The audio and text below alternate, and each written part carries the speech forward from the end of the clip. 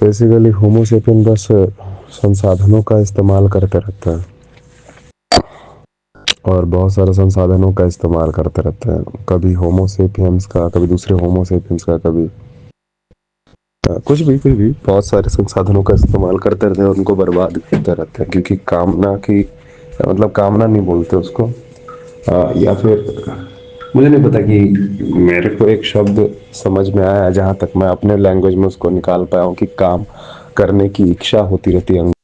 काम करने की इच्छा होती रहती है अंगों को, और जब वो काम हम सब कर नहीं पाते तब हम सबको जो फीलिंग होती है उसको हम लोग बोलते हैं कि खालीपन टाइप का लग रहा है, बोरियत,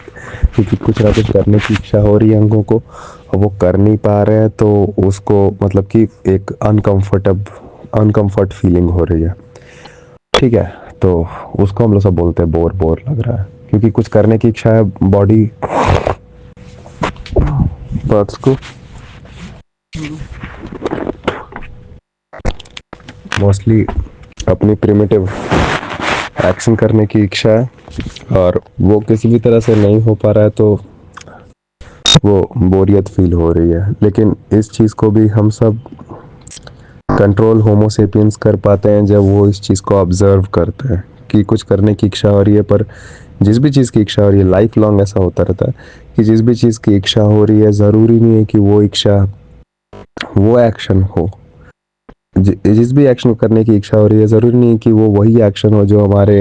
ये पेन, ये जो बोरियत वाली अनकंफर्टेबल हालत है उसको ठीक करे, जबकि